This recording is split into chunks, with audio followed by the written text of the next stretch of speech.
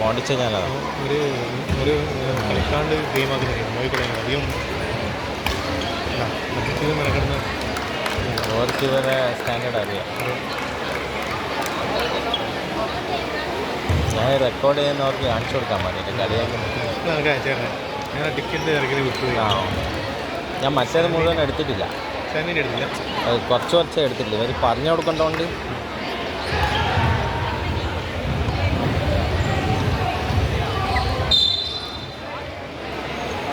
Fort കളിച്ച experience ഇല്ല. അതുകൊണ്ട് ഇവർക്ക് മെഷർമെൻറ്റ് കിട്ടും പുറത്തോ അകത്തോ എന്നുള്ളൊരു സംശയം. അതൊന്നല്ല, എടുക്കാൻ കഴിയല്ല ആ സംഭവം. അത് ഔട്ടായിട്ടുണ്ടെങ്കിൽ ഒരു പോയിന്റ് ആയല്ലോ എന്നുള്ള ഇതിൽ നിൽക്കുന്നത്. മൈൻഡിൽ അങ്ങനെ ആയിരിക്കും. ആ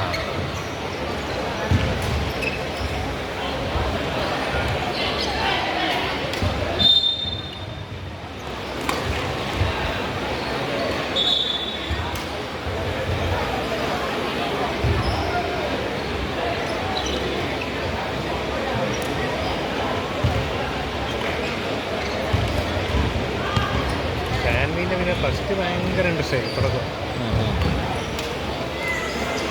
പിന്നെ ഞാനന്ന് എല്ലാം ഇതാക്കി ഇവിടെ റാക്കറ്റ് മാറ്റി വാങ്ങണം. മാസം ടൈറ്റ് ആവുന്നില്ല തന്നെ. അപ്പോൾ ഞാൻ പറഞ്ഞാൽ ഓക്കെ വാങ്ങണം. മാസം ഞാൻ പോണ്ടിച്ചേരി വാങ്ങണം. അങ്ങനെ നിങ്ങൾ വാങ്ങിക്കണം. എനിക്കിനെ പറ്റി ഐഡിയ ഇല്ല. അങ്ങനെ സാറ് വാങ്ങിക്കാം. ഞാൻ എന്താ ചെയ്തില്ല. അങ്ങനെ ഇവിടെ ചെടി കളിക്കും. വാങ്ങിക്കോ. ഏത് 2008 അങ്ങനെ അതുണ്ടോ. അപ്പോൾ ഞാൻ പറഞ്ഞ അടി ഇത്ര വില കൊടുത്തൊരു സാധനം വാങ്ങി കളിക്കണേ. ഇത് വാങ്ങിയ മൂന്നാമത്തെ തരുന്നത് ഞാൻ പോകില്ല. ഞാൻ പറഞ്ഞിട്ട് ശരിയാക്കി വന്നിട്ട് അതിൽ ഞാൻ എത്ര മെനക്കെട്ടാണ് വാങ്ങിയവർ കൊണ്ടാക്കുന്നത്. നമ്മൾ ഓരോ പ്രശ്നങ്ങളും അപ്പോഴൊരു മിസ്സിങ് ആയിരുന്നു. അതിന് വെളിച്ചം അടിച്ചിട്ടില്ല. അല്ലാതെ മുഖത്തടിച്ചിരുന്നു അല്ലേ. ഇത് ചില ആൾ ഗംഭീരിലടിക്കുന്നതാണെന്ന് അടിക്കാം. അതെല്ലോടാ ഇതൊന്നും ജമ്പിങ് അല്ല അല്ലോടാ. അപ്പോൾ സ്മാഷ് ചെയ്യുന്നില്ല. ജമ്പ് ചെയ്ത് പവർ ഗെയിമാണല്ലേ. ജമ്പിൻ്റെ ആവശ്യമൊന്നുമില്ല. ജമ്പ് ചെയ്യുമ്പോൾ ഒന്ന് കുറച്ചും കൂടി പവർ കിട്ടും. അങ്ങനെ പറയും. അതിപ്പോൾ ജമ്പ് ചെയ്യുന്ന ഈ ബാക്ക് സൈഡിൽ ഞാൻ കണ്ടില്ല. ആ ജമ്പിൻ്റെ ഉദ്ദേശം എന്താണെന്ന് വെച്ചാൽ കുറച്ചും കൂടി ഷോർട്ടായിട്ട് വരും. അടി കുഴിഞ്ഞ് വരും. അതിന് വേണ്ടിയിട്ടാണ് ജമ്പ് ചെയ്യുന്നത്. ഒരു സ്റ്റാമിന പോയി രണ്ടാളും. അവർക്കെല്ലാം നല്ല കളിയുണ്ട്, സ്റ്റാമിന ഇല്ല.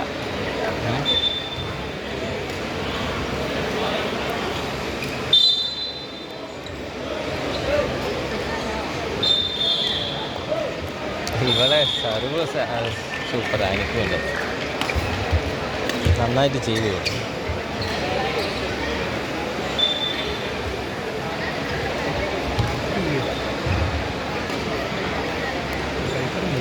നീട്ടി വിടുന്നില്ലല്ലേ. കൈ നീട്ടി ഇടുന്നില്ല. ആ കുട്ടി ഈ കുട്ടി തന്നെയാണ്.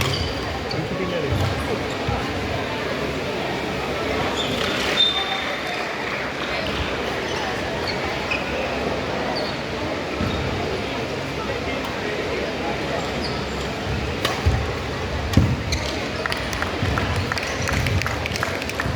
രണ്ടാൾ മത്സരിച്ച് പോയിന്റ് വിടുന്നതാണ്.